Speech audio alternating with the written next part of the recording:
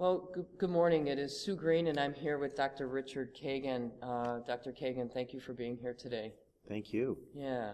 So you're actually our first interview that we're having with our Trauma Talk series, and honestly, I'd like to just for a couple of moments let the audience know who it is that you are and why it is that we've asked you to actually partake in the Trauma Talk.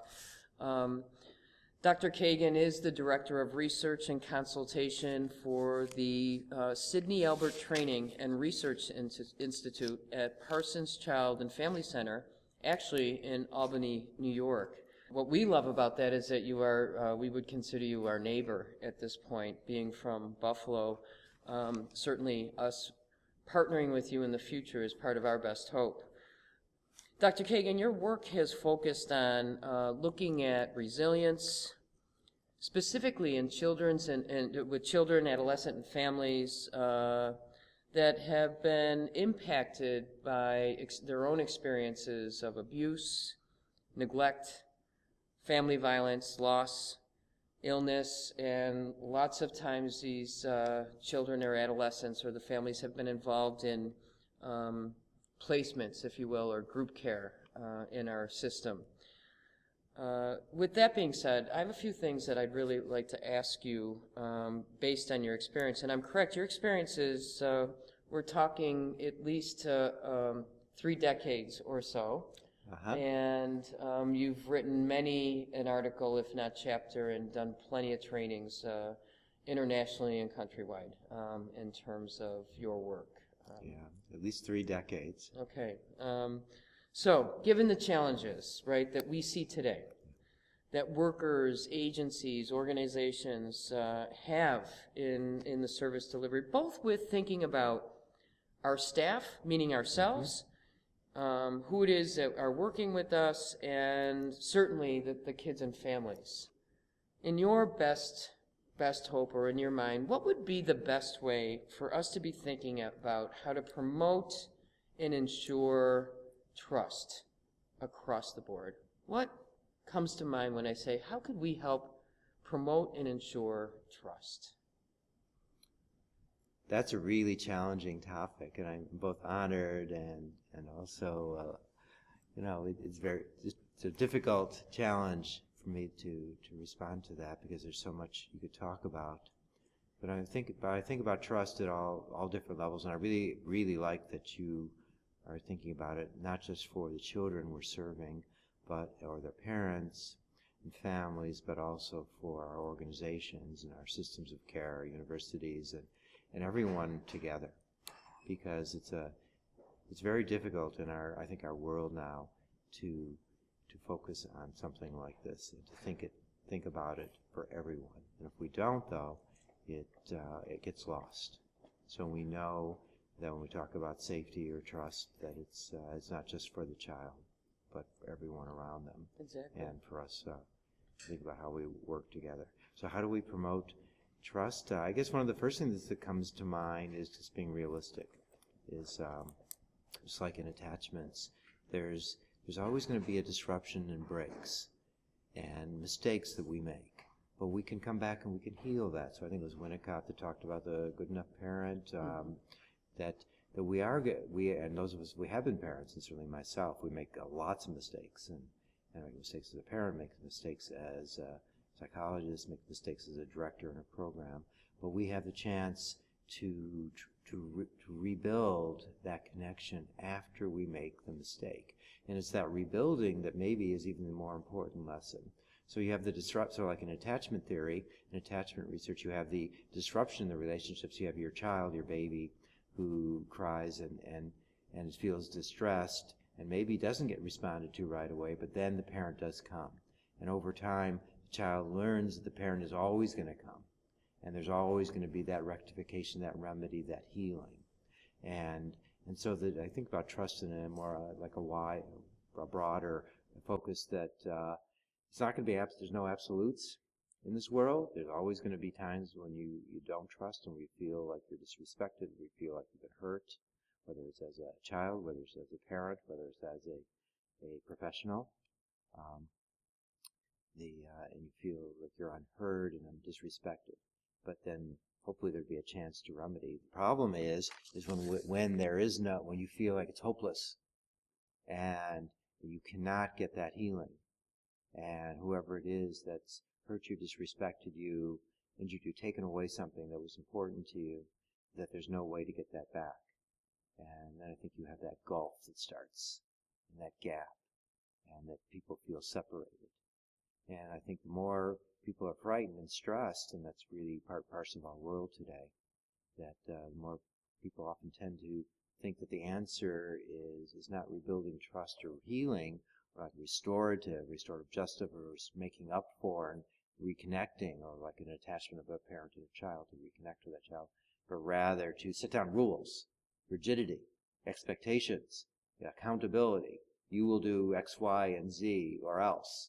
And that's the answer. And when we do that, we may not, that may be set up very clear expectations, but it may not, but you may have an underlying gap in trust and relationship. So it's really not resting on much at all, except for a written contract.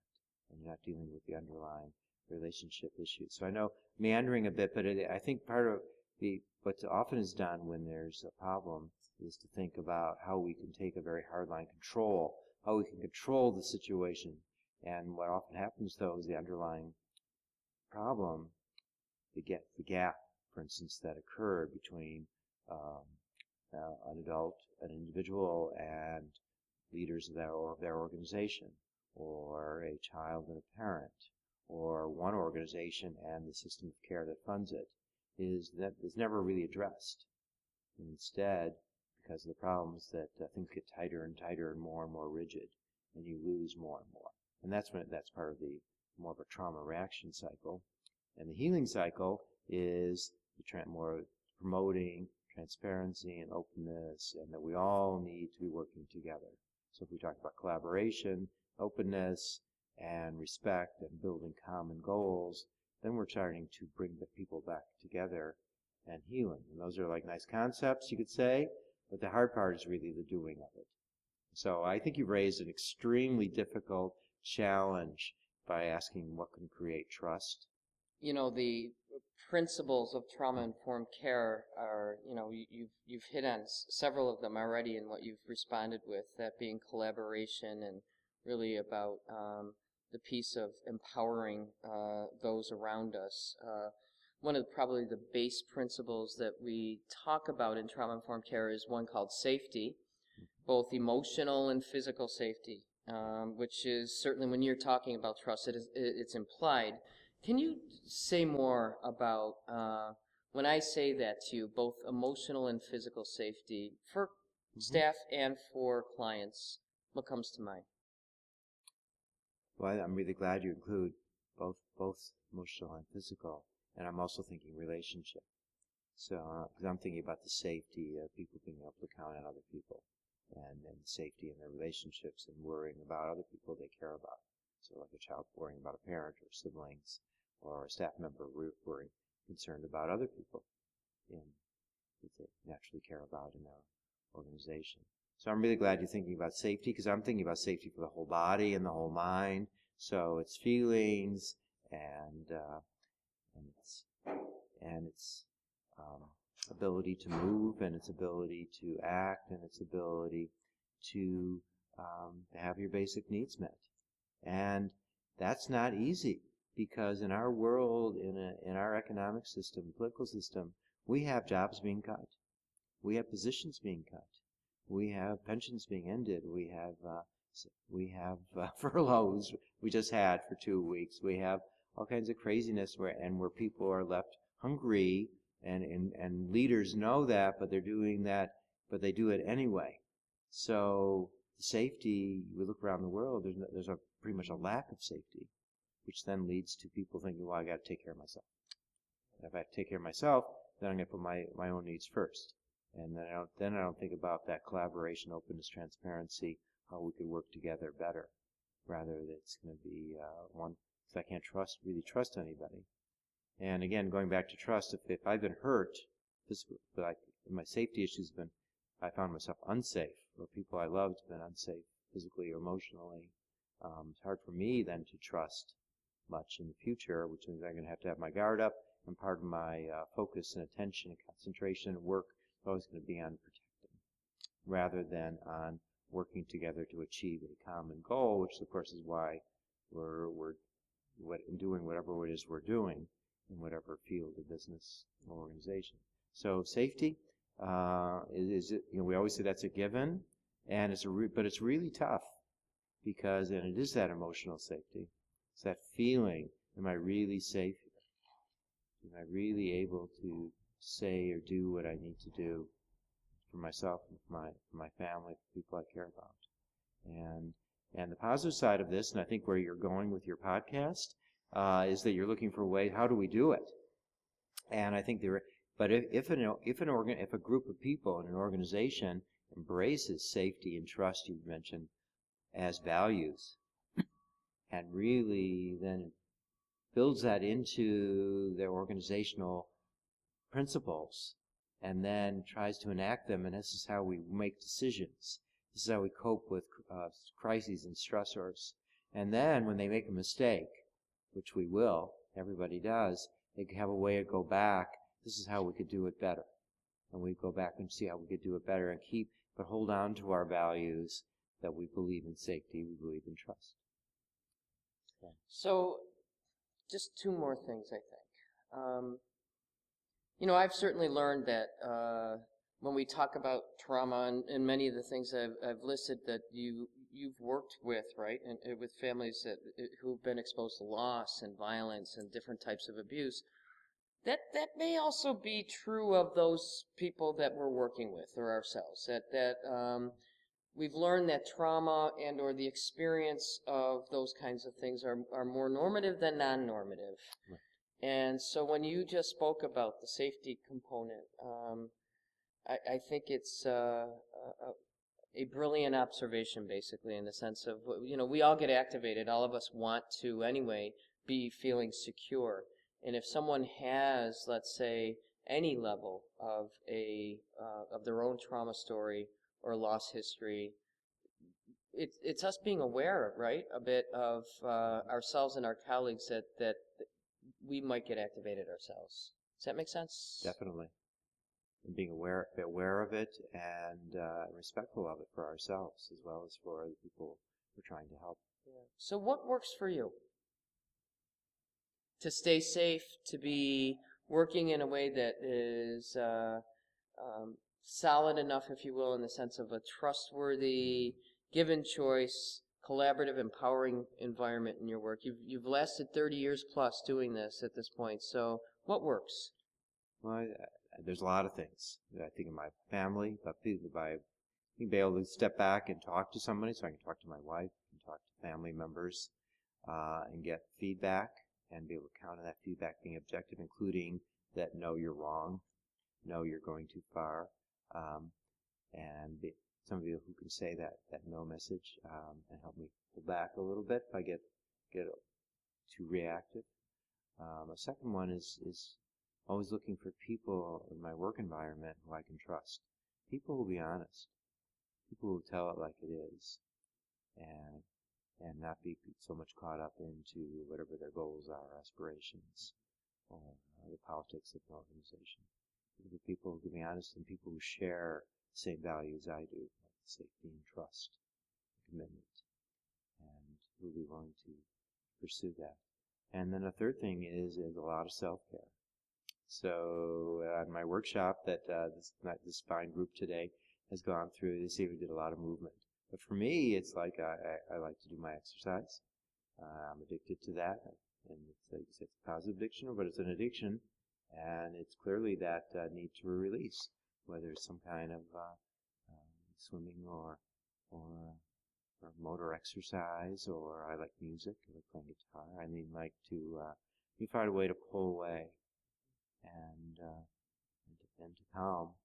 And I'm also a writer. So I try to do things in a narrative storytelling.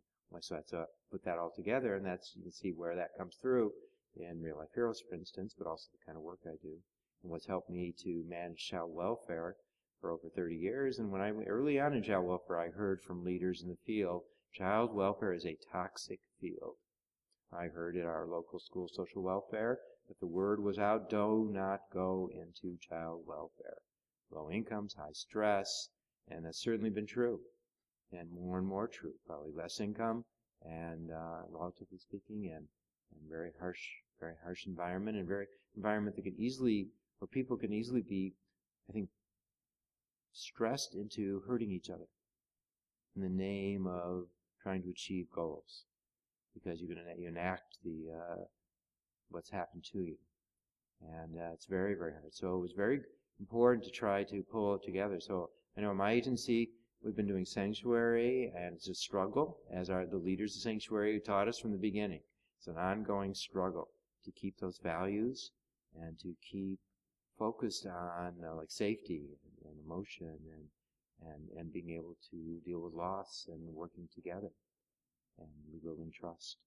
So it's an ongoing process, and I guess sort of like I know Sandy Bloom talks about democracy, but it's like that. It's an ongoing fight, because you might feel like you got that stability right now, but then you lose your funding next year, 6 months later, and suddenly you're finding that the stress is all over the place, and the resources are not, and supports are not there. That's happened to me. That's happened to a lot of people I know. And yet we come back, we work together, we rebuild, because we've got that common goal that pulls us back together. I guess that's the good side. So I try that. I guess that's the last thing I'll say is try to look for the hope side. There are lots of good people. I see lots of good people coming into this field, and we got them here today at your workshop. It's like lots of nice young people that are aspiring and trying to make the world better, and that's beautiful. Thank you. You have honestly influenced me personally and professionally in terms of reading your stuff through the years. What a thrill to meet you and to have you become a part of what we're hoping with the UB School of Social Work at the Trump Institute. So thank you so much. Thank you.